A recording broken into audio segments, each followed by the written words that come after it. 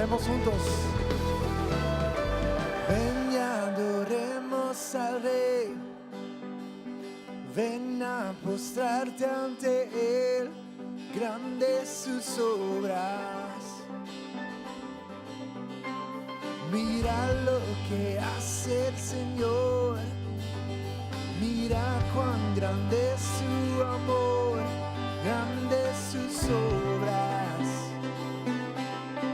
Grandes sus obras. El héroe del cielo la muerte venció. Libera al cautivo, cadenas rompió. Oh Dios, grandes sus obras. Cantamos alegres de tu libertad. Exalta su nombre, Jesús el Señor. Oh Dios, grandes sus obras.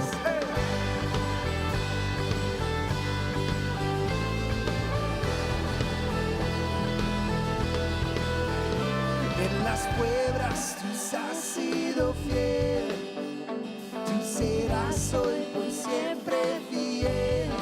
Grandes sus obras, y yo sé que lo harás otra vez. Tu promesa es el sí y el amén. Grandes sus obras, oh grandes sus obras. El héroe del cielo la muerte venció. Libera al cautivo, cadenas rompió. Oh Dios, grandes sus obras. Cantamos alegres tu libertad. Exalta su nombre, Jesús el Señor. Oh Dios, oh grandes sus obras. Cantemos aleluya a Dios. Aleluya a Dios, soberano. Aleluya a Dios, poderoso. Aleluya a Dios, grande en poder. Aleluya a Dios, soberano.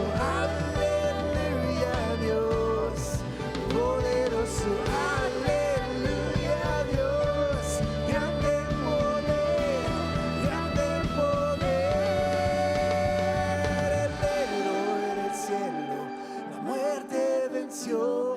Libera al cautivo, cadenas rompió. Oh Dios, grande tus obras. Cantamos alegres tu libertad.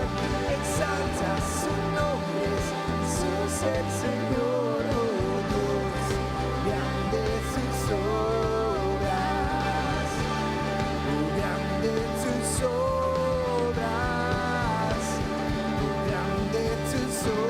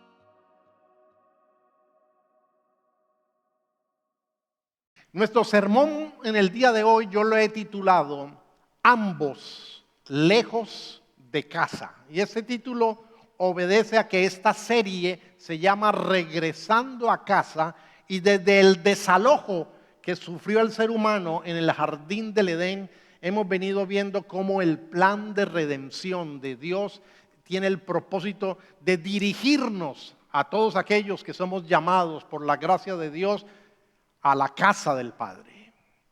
Pero vamos a llegar a un texto en Lucas capítulo 15, donde Jesús hace grandes revelaciones, donde Jesús va a cuestionar mucho del concepto que los seres humanos normalmente tenemos acerca de Dios, acerca de cómo relacionarnos con Dios, acerca del perdón, acerca del pecado.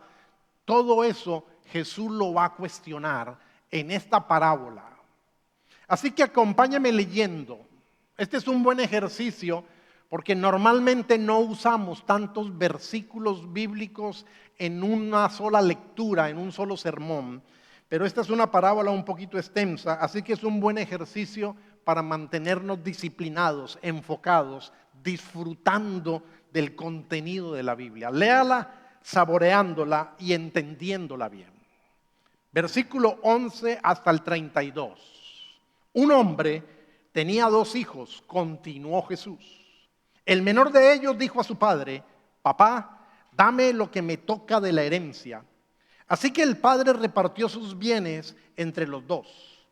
Poco después, el hijo menor juntó todo lo que tenía y se fue a un país lejano. Allí vivió desenfrenadamente y derrochó su herencia. Cuando ya lo había gastado todo, sobrevino una gran escasez en la región y él comenzó a pasar necesidad. Así que fue y consiguió empleo con un ciudadano de aquel país, quien lo mandó a sus campos a cuidar cerdos.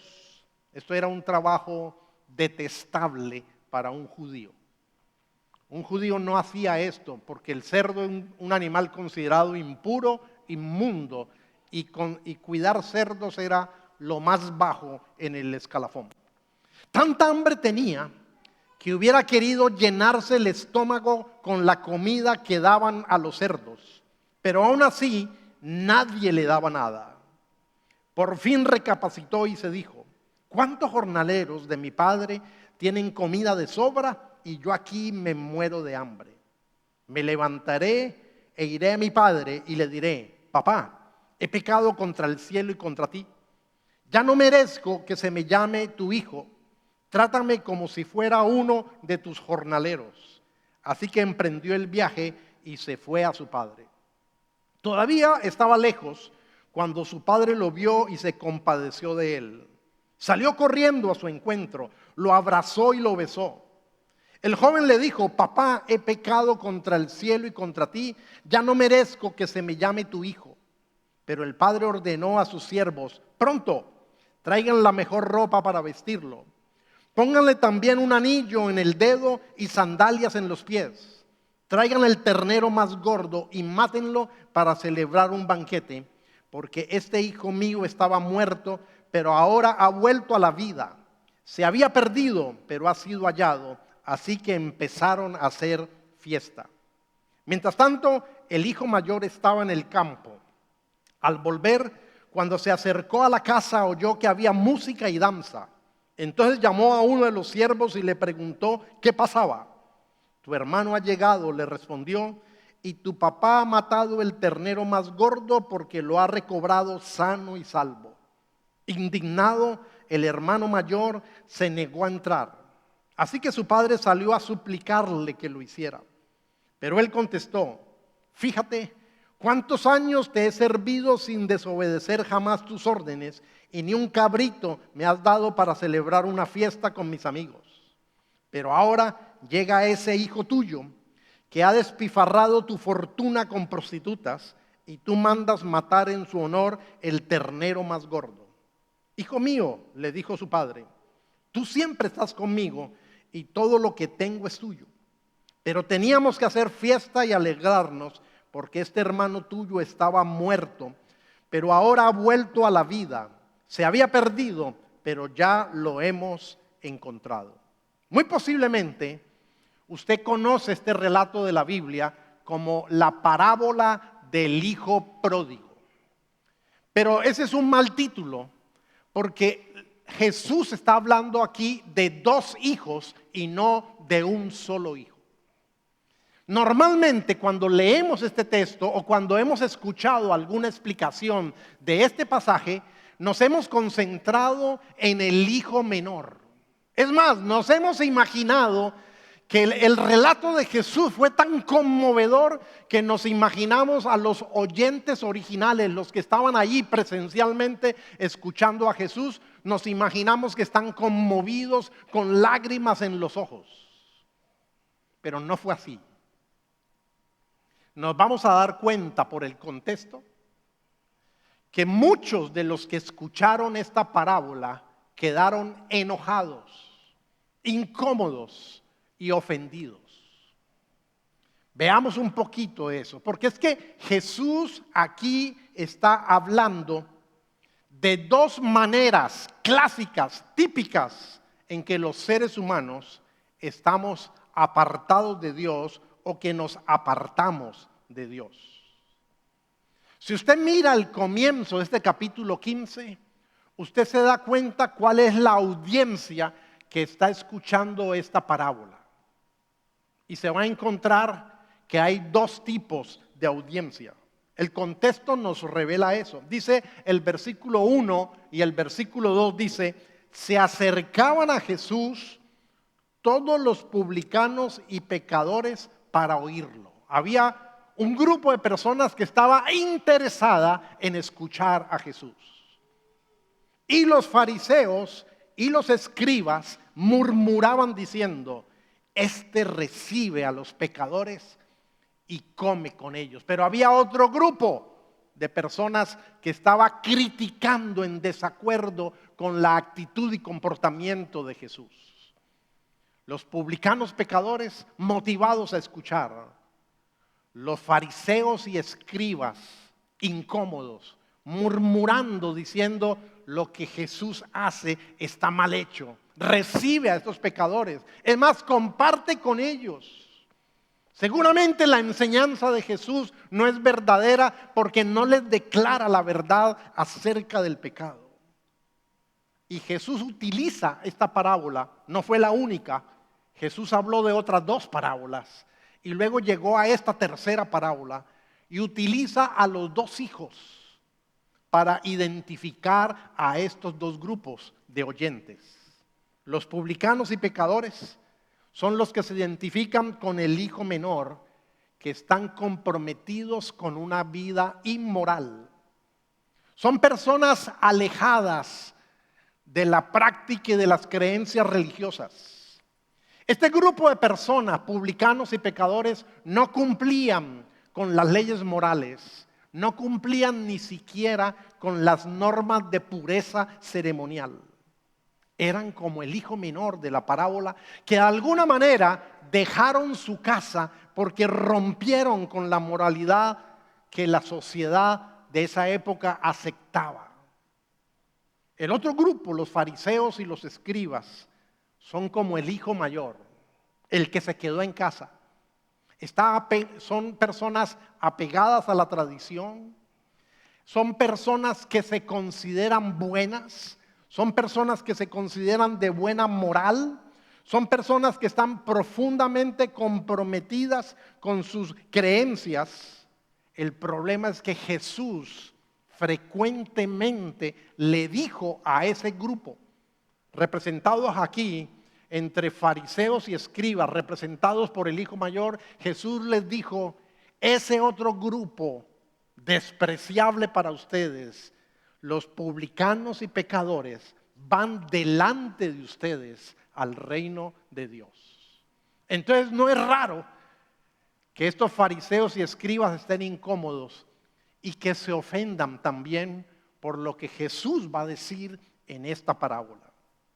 El punto clave de esta parábola no solamente es la actitud del padre de perdonar y de recibir al hijo descarriado. Eso es parte de la parábola. Pero el punto clave de la parábola es que desafía los conceptos que nosotros tenemos acerca de cómo acercarnos a Dios. Porque los publicanos y pecadores, los que no creen en la religión, podrían decir: no, Dios es amor y Dios nos va a recibir a todos sin ninguna condición. Pero los moralistas van a decir: no, Dios va a premiar el arrepentimiento, el comenzar a hacer lo correcto, el corregir el camino. Y pareciera que ambos tienen razón. Jesús está cuestionando y está mostrando que estos dos caminos, el camino de la moralidad religiosa y el camino de la autodeterminación, ambos caminos están equivocados. Y ambos puntos de vista respecto de Dios y de cómo relacionarse con Dios han estado equivocados. Es tan interesante el relato que Jesús hace, que nos está mostrando que estos dos caminos son callejones sin salida. Por eso mi título: ambos lejos de casa. Aunque el propósito de la obra de redención en toda la Biblia es dirigirnos a la casa del Padre. Yo he querido ver este relato de Jesús, esta parábola. Una parábola es algo que no necesariamente es una historia real, pero es una historia que se compone de hechos que son cotidianos. Como tomar asuntos que sí son reales y construir una historia con el propósito de sacar claras enseñanzas. He visto esta parábola como si se pudiera hacer una obra teatral. Y por eso la he entendido, la he dibujado en mi mente de la siguiente manera. Punto número 1, parábola en 2 actos. El acto número 1, el perdido hijo menor. Y el acto número 2, el perdido hijo mayor. Vamos entonces al primer acto, el del perdido hijo menor. Y este primer acto tiene varias escenas. Y la primera escena es la petición escandalosa que hizo el hijo menor. En esa cultura muy patriarcal, muy tradicional, pedir que le entreguen la herencia en vida del padre era un insulto. Y van a entender por qué. La respuesta normal a una petición de esas, en esa época, era darle unos buenos golpes al hijo, era desheredarlo y era expulsarlo de la familia. Y como la parábola luego dice en varias ocasiones, era comenzar a considerarlo muerto. Has muerto para nosotros. Has muerto no solamente para la familia, sino que has muerto para la comunidad. Porque no solamente has ofendido a la familia, has deshonrado a tu padre, sino que has sido un deshonor para la comunidad.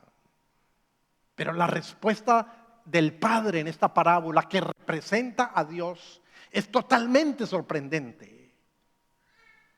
No actúa de acuerdo a la tradición, no actúa de acuerdo a la costumbre, no actúa de acuerdo a que se exigía mucho respeto para los mayores, mayormente para los padres, sino que accede y entrega parte de la herencia que le corresponde. Dicen los comentaristas que ha debido ser una tercera parte de lo que iban a heredar le correspondía al hijo menor, porque al hijo mayor le correspondía el doble de lo que le correspondía a los otros. O sea, 2/3 partes para el hijo mayor, 1/3 parte para el hijo menor. ¿Cuál era el problema con entregar esta herencia? No estamos hablando de ir al banco y hacer un cheque y entregar dinero. Estamos hablando de que normalmente las fortunas, las herencias eran bienes raíces, propiedades en la comunidad. Cuando el padre acepta entregar en vida esta fortuna, él está aceptando de que su hijo no está realmente interesado en él, sino en lo que puede obtener de él. Hay una profunda expresión de falta de amor. de falta de respeto del hijo. Sin embargo, había otro costo extra en entregarle la fortuna, y era que el padre tenía seguramente que vender algunas de sus propiedades, lo que significaba perder posición en la comunidad, perder identificación. A nosotros nos cuesta mucho entender esta cultura, pero esta cultura estaba ligada a la tierra. Tu identidad dependía de que tuvieras una posesión en esa comunidad. Y si eres una persona respetable en esa comunidad, el padre está aceptando perder algo de ese prestigio, está aceptando perder algo de ese honor, algo de esa identidad, al entregarle al hijo menor la parte de su fortuna, la tercera parte, como dicen los comentaristas. Aparte de eso, está sufriendo el dolor de la falta de amor del hijo. El hijo lo único que le dice es: yo lo que quiero es lo que me corresponde, porque voy a hacer mi vida. Está demostrando que a él no le importa la relación en esa familia. Él quiere hacer su vida. Llegamos así a la segunda escena. El hijo abandona el hogar y derrocha toda la fortuna, derrocha toda la herencia, echó a perder todo. Pronto se vio en una muy mala situación, y dice la parábola que llegó una mala situación a la región donde estaba y comenzó literalmente a pasar hambre, de tal manera que de ser una persona con recursos acaudalada, ahora tiene que ir a buscar trabajo, y el trabajo que le ofrecen es el más bajo en la cadena social, en la pirámide social: ir a cuidar cerdos. Dice que anhelaba comer de la comida que le daban a los cerdos y no le daban. Y entonces recapacita y comienza a pensar en un discurso: tengo que reconocer que pequé, tengo que reconocer que hice mal, tengo que reconocer que debo volver a la casa, tengo que pedirle perdón a mi papá, pero no voy a pedirle que me vuelva a aceptar como hijo. Él no está pidiendo ser aceptado como hijo, él está pidiendo ahora ser aceptado como jornalero. Comenzar a ser un aprendiz de alguno de los jornaleros que trabajaban para el padre, para poder ganarse algún sueldo, para poder sostenerse, para poder comer. Por eso es que esta deshonra era tan grave que era considerado que había muerto. Tú has muerto para mí. No lo desheredaron, le entregaron la herencia, pero la herida, el dolor en el alma, ahí estaba por la actitud de este hijo. Llegamos a la tercera escena, el encuentro con el padre. Yo me imagino que en el camino este hijo repasó varias veces el discurso que había preparado. ¿Cómo era que iba a pedir perdón? ¿Cómo era que iba a decir: no merezco ser tu hijo, trátame como un jornalero? Pero la historia nos cuenta algo también increíble, totalmente inusual. El texto dice que el padre lo vio desde lejos y fue movido a misericordia, fue movido a compasión, e hizo lo que un patriarca del cercano Medio Oriente no hubiera hecho en esa época, que fue salir corriendo. Correr para un hombre, para un padre, era deshonroso. Mire cómo no entendemos muchas veces las culturas. Las mujeres podían correr, los niños podían correr, hasta un hombre joven podía correr, pero no un patriarca, no un hombre de prestigio. Era muy indecoroso levantarse la túnica y dejar al descubierto parte de las piernas para correr. No había otra manera de hacerlo con túnica. Pero el padre sale corriendo, movido a misericordia. Aparte de eso, hace lo que no se hacía en esa cultura, y es que libremente expresa sus emociones. Es más, sin dejar que el hijo diga nada de su discurso preparado, se lanza, lo abraza y lo besa. El hijo debe haber estado sorprendido y atina simplemente a decir la primera parte de su discurso. Pero el padre interrumpe el discurso e ignora el discurso y ordena hacer lo contrario de la petición del discurso del hijo. El padre no va a esperar a que el hijo trate de pagar la deuda. El padre no va a esperar a que el hijo se humille debidamente como debería haberse humillado debidamente. El padre no va a esperar a que el hijo trate de ganarse el derecho de volver a pertenecer a esa familia, sino que el padre, con la actitud, está mostrando que él le va a otorgar gratuitamente ese derecho.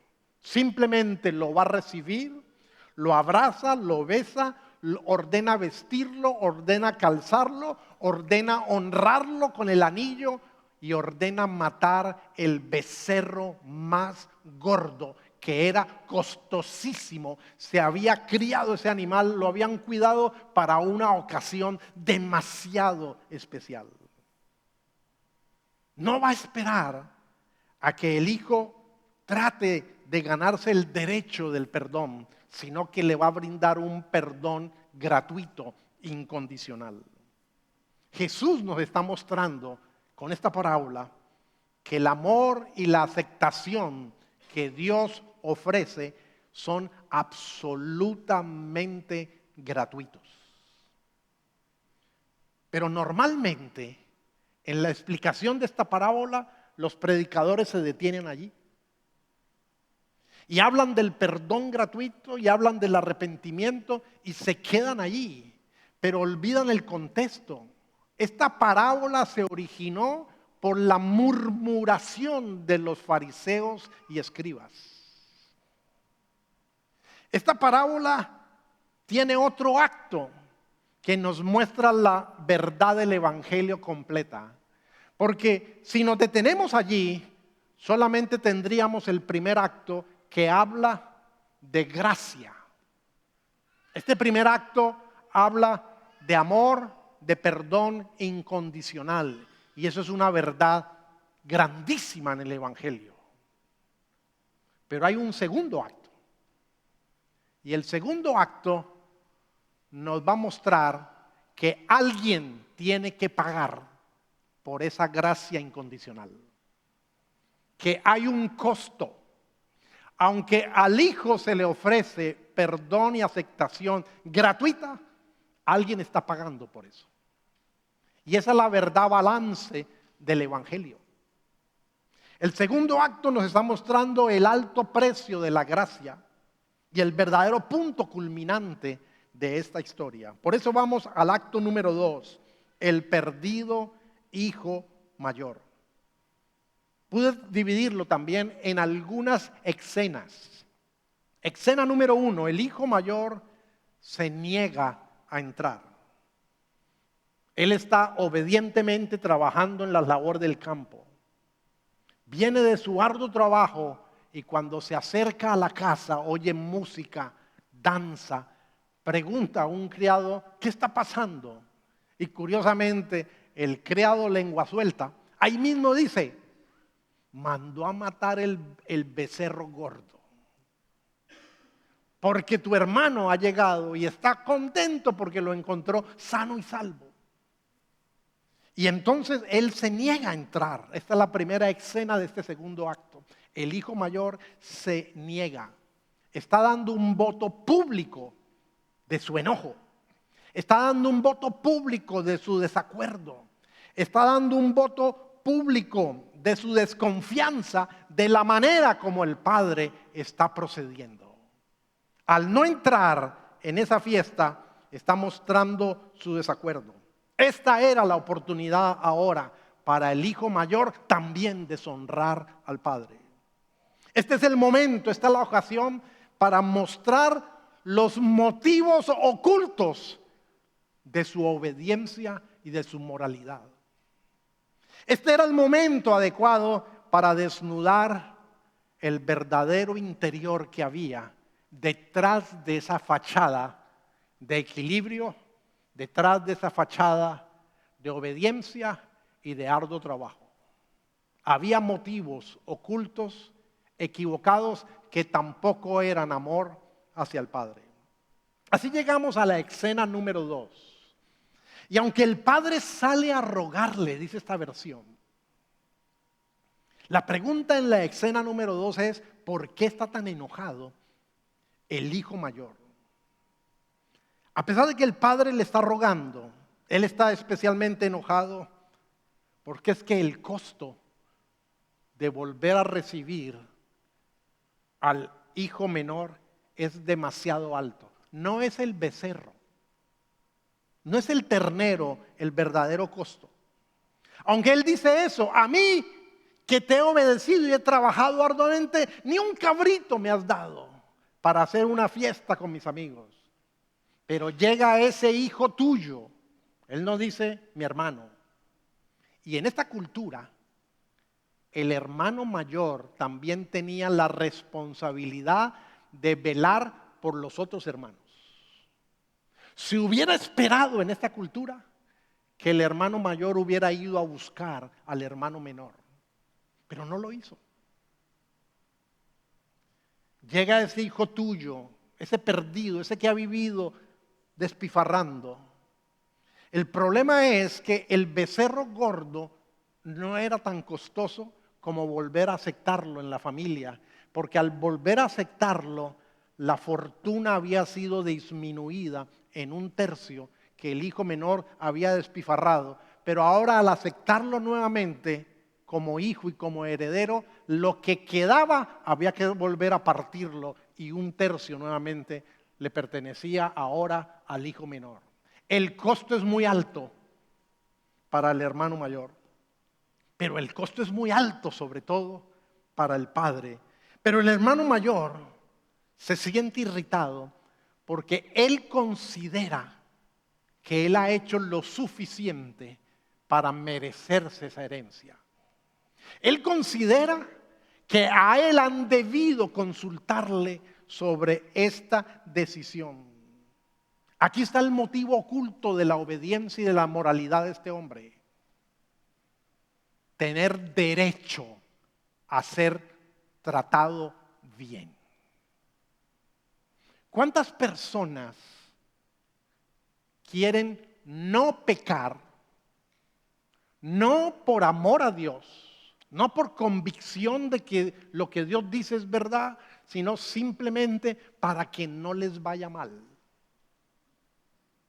O sea que esa obediencia no está centrada en agradar a Dios, sino en beneficiarme a mí. Esa es la razón por la cual las autoridades cada cierto tiempo descubren personas muy morales cometiendo actos muy inmorales. Porque tienen motivaciones ocultas. Este hombre está tan enojado porque él considera que él ha trabajado duro, que él se ha ganado el derecho. En otras palabras, él considera que el padre está en deuda con él. Y si lo trasladamos al campo de la fe, ¿cuánta gente vive de tal manera que considera que Dios debe bendecirla y que considera que Dios debe entregarle un ticket directo al cielo cuando muera? Es una moralidad hipócrita. No es verdadero amor. Y aquí viene un desenlace increíble. Porque como que uno se queda esperando cuál va a ser el final de esto. ¿Va a entrar el hijo? ¿Va a recapacitar? ¿Va a dejar su enojo y va a entrar? ¿Cómo va a responder el padre? Así como no golpeó, no expulsó, no desheredó al hijo menor. Este padre, con amor incondicional, con perdón incondicional, ahora sale otra vez y ruega, entra a la fiesta de mi amor. No voy a despreciar a tu hermano menor, pero tampoco te quiero despreciar a ti. Así que toma tu orgullo y cómetelo y entra a la fiesta. Pero la parábola termina ahí. No hay una escena número 3 para este segundo acto. ¿Por qué razón? Porque la verdadera intención de esta parábola está dirigida no al grupo que estaba motivado para escuchar, aunque obviamente el grupo motivado, publicanos y pecadores, aprendieron mucho sobre el amor y el perdón de Dios. Pero la verdadera enseñanza está dirigida a ese grupo de fariseos y escribas que están murmurando, que creen que tienen derecho. Por eso vamos a ir a las enseñanzas y a las aplicaciones para nosotros, que son las enseñanzas y aplicaciones que también Jesús seguramente estaba queriendo comunicar en esta parábola. No solamente está hablando del amor incondicional, sino del costo de ese amor incondicional. Jesús está hablando del verdadero evangelio. La parábola termina allí y no nos da la respuesta si el hijo cambió de actitud, porque la audiencia aquí es: ustedes fariseos y escribas, hipócritas, ¿qué van a hacer ante esta verdad de que no pueden ganarse el cielo? No pueden ganarse el perdón. Así que vamos en segundo lugar a las enseñanzas y aplicaciones. Jesús está usando claramente el ejemplo de estos dos hermanos para mostrarnos las dos maneras básicas como las personas tratamos de ser felices y encontrar satisfacción en la vida. Son maneras básicas. Puede haber variaciones, combinaciones, pero básicamente estas son las dos grandes maneras. El camino del cumplimiento moral. Hay gente que es movida en este mundo por el desafío de ser buena persona, de ser correctos, de ser buenos, de ser honestos. Y el otro es el camino de la autodeterminación. Yo defino lo que es bueno y malo, no me lo define nadie más. Yo defino lo que me agrada, lo que me gusta. Y lo increíble de esto es que cada manera se convierte en un paradigma y a través de ese paradigma nosotros miramos absolutamente todo en la vida. Es una manera de buscar significado, es una manera de buscar valor personal, es una forma aún de determinar qué es bueno y qué es malo en este mundo. Por ejemplo, los fariseos y los escribas de la época de Jesús, ellos sabían que ellos hacían parte del pueblo escogido por Dios. Sin embargo, ellos consideraban que para poder conservar esa bendición y recibir al final la salvación total, recibir la salvación después de esta vida, ellos debían vivir estrictamente en obediencia a la ley de Dios. Y eso tenía una aplicación directa. Colocar la voluntad de Dios y los estándares de la comunidad por encima de la satisfacción individual. Oiga bien, colocar la voluntad de Dios y los estándares de la comunidad por encima de mi deleite personal. Y eso debe dar en la práctica una vida de rectitud moral. Cuando falles en esa rectitud moral, serás juzgado de acuerdo a la honestidad de tu arrepentimiento. Ese es el paradigma del moralista. Pero el hijo menor que está representado aquí por el grupo entonces, o que representa al grupo de los publicanos y pecadores, él cree en el paradigma de la autodeterminación. Y este paradigma lo que dice es: los individuos deben ser libres, deben perseguir sus propias metas y su propia realización sin tener en cuenta la costumbre y la tradición. Es más, consideran que el mundo sería mucho mejor si se le quita importancia o se elimina la tradición, los prejuicios, la autoridad, la jerarquía y otros obstáculos para la libertad personal. Lo increíble de esto es que todos los seres humanos venimos a este mundo con una predisposición temperamental. Tenemos temperamentos innatos, heredados, que nos pendulan hacia uno u otro lado de estos. Ahora, no crea que la gente es simplemente o moralista o del camino de la predeterminación, de la autodeterminación. No. Pero nuestro temperamento nos pendula a uno a otro.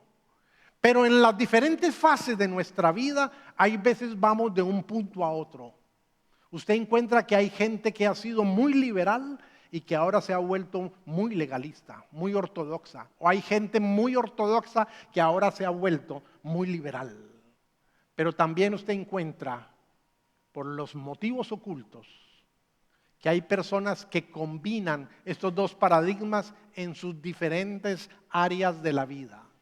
Hay personas que pueden ser muy moralistas en el campo de la sexualidad y muy liberales en el campo de los negocios. Combinan esto. Lo importante aquí es que el acto número 1, el del hijo menor, nos ofrece una enseñanza clara, diáfana. Nos está mostrando una representación del pecado que cualquier persona puede reconocer. Cualquier persona al escuchar esta parábola puede decir, sí, el hijo menor pecó. El hijo menor vivió indebidamente, el hijo menor atentó contra el honor del padre, dañó la familia, dañó la comunidad. Pero está el acto número 2, el del hijo mayor, que es mucho más difícil de comprender porque nos muestra una obediencia meticulosa. Por analogía, del Padre nos muestra una obediencia a los mandatos de Dios. Nos muestra a una persona que aparentemente está bajo control y totalmente disciplinado. Este acto número 2 es más difícil porque nos muestra como si en el mundo hubiera gente buena y gente mala. Y esa es la categoría. Lo increíble es que el paradigma de la autodeterminación también clasifica al mundo en gente buena y mala. Y también tiene prejuicios. Pero dejemos eso allí, volvamos al acto número 2. Este paradigma moral clasifica buenos y malos. Pero la parábola dice que el padre tuvo que salir a invitar a ambos a la fiesta de su amor, porque ambos están fuera de la fiesta de su amor. Ambos están perdidos. Ambos son culpables. Ninguno de los dos está dentro de la fiesta de su amor. La parábola nos muestra al final al hijo malo, al hijo menor, entre comillas, al hijo malo, que increíblemente termina entrando en la fiesta del amor del Padre. Y en cambio el hijo moral, el hijo recto, religioso, disciplinado, no ha entrado en la fiesta del amor del Padre. La parábola termina mostrándonos que el hijo perdido, el que anduvo viviendo perdidamente, el que anduvo gastándose la fortuna con prostitutas, termina recibiendo salvación y perdón de sus pecados. En cambio, el hijo de la rectitud moral sigue en su misma condición de perdido y no ha entrado a la fiesta. La pregunta aquí es, ¿el hijo mayor se está perdiendo la fiesta del amor del Padre a pesar de que ha actuado bien? No, está perdiendo la fiesta del amor del Padre a causa de su supuesta buena actuación. ¿Me escuchó bien? El problema de la moralidad es que la gente se cree buena y se cree con derecho al perdón. Todas las religiones del mundo, menos el cristianismo bíblico, creen que el destino eterno hay que ganárselo. Solo el Evangelio nos dice que es imposible ganarse el destino eterno. Y por eso dice que es gratis. O sea que es a causa de la moralidad, en otras palabras, a causa de su orgullo. No son los pecados evidentes del hijo mayor lo que lo alejan del Padre, sino que es el orgullo de creer que está actuando correctamente. La enseñanza aquí es muy fina, muy importante, porque alguien podría considerar al igual que el hijo mayor de esta parábola, que como él se ha esforzado, que como él ha sido bueno, que como él ha sido obediente, Dios debe bendecirlo. Si alguien considera eso, el asunto aquí es que Jesús podrá llegar a ser hasta tu ejemplo o hasta tu inspiración, pero nunca podrá llegar a ser tu Señor y Salvador. Porque tú mismo estarías actuando funcionalmente como tu propio Salvador. Y esa es una manera de rechazar a Jesús, de evitar a Jesús como Salvador y Señor. Y por eso tenemos que preguntarnos nosotros aún mismo, porque déjeme hacer este paréntesis aquí rápido. Yo sé que se me acabó el tiempo, pero si yo tengo claro que mi destino eterno es por gracia, es gratis, es por misericordia de Dios, es por la justicia de Cristo, no es por nada que yo haya hecho pueda hacer. Sin embargo, hay veces mi naturaleza pecaminosa me engaña y me motiva a hacer cosas para Dios simplemente por el beneficio. Voy a leer la Biblia hoy para que me vaya bien, como si fuera un agüero. O hay veces evito pecar simplemente para que no me vayan a descubrir y se me vaya a caer la careta y vaya a quedar yo mal delante de las personas. El motivo oculto en mi corazón no ha sido tratado por el Evangelio. Y ese era el problema del hijo mayor, muy moralista, pero ambos tienen un corazón igual. A ambos les molesta la autoridad del Padre. Ambos buscan maneras de eliminar esa autoridad de sus vidas. Uno lo hace abiertamente, el otro lo hace solapadamente. Ninguno realmente ha colocado su amor al Padre en primer lugar en su vida, sino que ambos han colocado el usar los beneficios del Padre.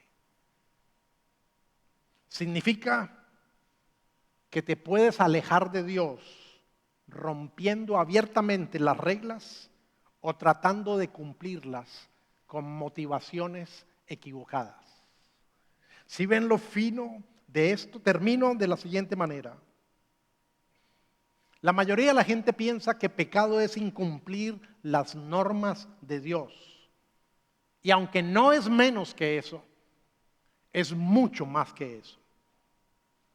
Porque podemos estar tratando de evitar a Dios como Salvador, que lo necesitamos, tratando de guardar nosotros las leyes para nosotros ganarnos el favor de Dios.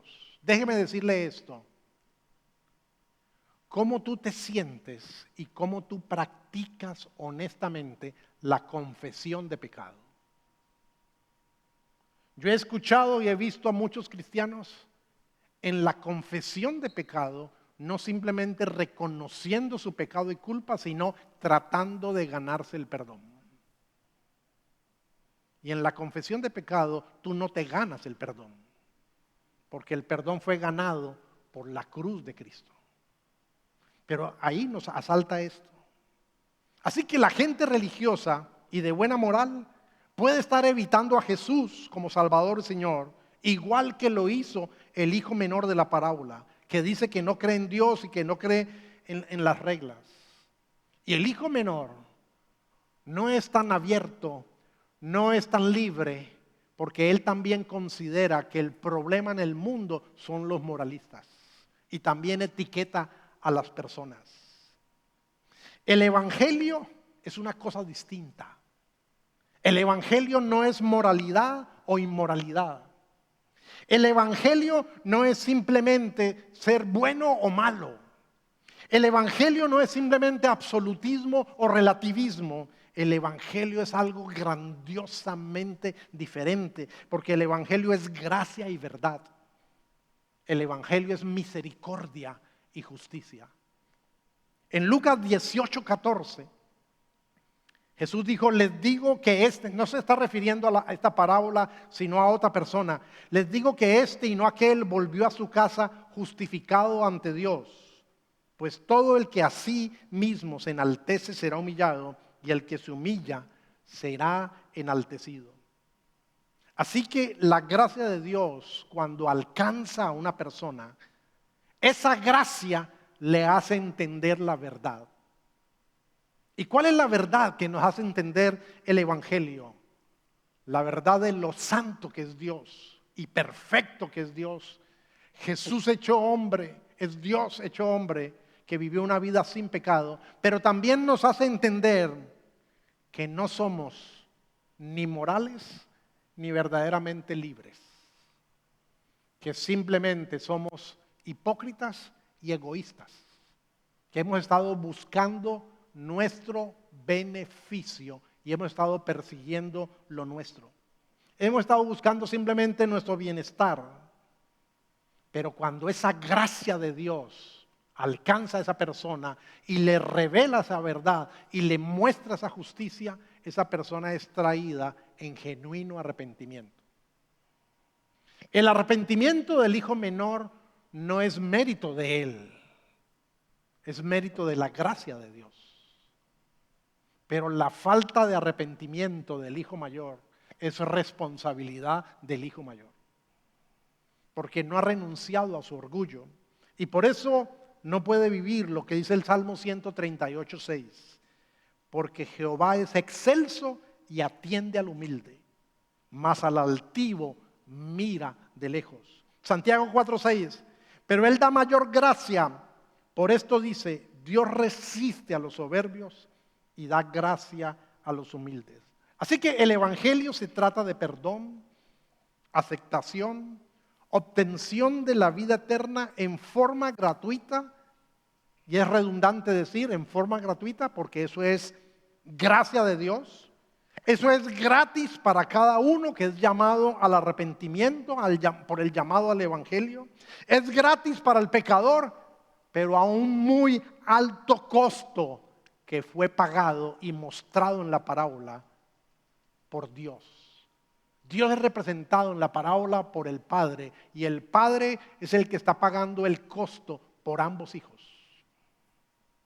El Padre es el que está pagando el costo y en la obra de redención fue Dios el que pagó el costo de esta gracia con el sacrificio perfecto de Cristo Jesús.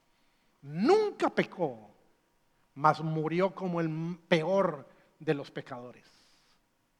Y lo hizo en lugar nuestro. Así que el Evangelio es entender que yo no tengo escapatoria delante de Dios.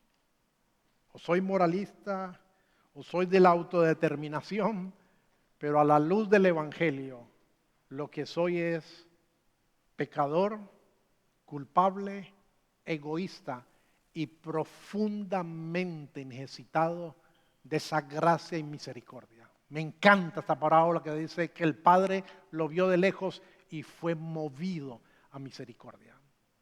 Yo te invito, si ya tú has entendido que no es por tu justicia, no es por tu moralidad, no es por tu arrepentimiento, no es por tus méritos, sino por la obra perfecta de Cristo, aún así que todavía revises los motivos ocultos que tienes para cada cosa que haces. Yo me he encontrado que hay veces me piden orar y orar debe ser algo natural para un cristiano. Orar debe ser algo natural para un pastor. Y hay veces me he encontrado nadando en el agua de la oración como si fuera un mar desconocido. Porque hay veces me he encontrado que reacciono y sobre todo por el WhatsApp, oren por fulano, y usted coloca ahí mismo las manitos de la oración. La pregunta es, ¿estás orando de corazón? ¿Estás disfrutando de esa oración? Vamos a orar, y hay veces, bueno, vamos a orar, porque como que toca orar. Hay motivos ocultos acá que no han sido tratados por el Evangelio, porque necesitamos desesperadamente a Jesús como Señor y Salvador más de lo que hemos entendido. Muchas gracias por conectarse con nosotros Si no lo has hecho, no olvides suscribirte a nuestro canal para que no te pierdas ninguno de nuestros episodios. Compártelos con tus amigos y familiares y no olvides que puedes unirte a nosotros en persona cada domingo a las 11:30 a.m.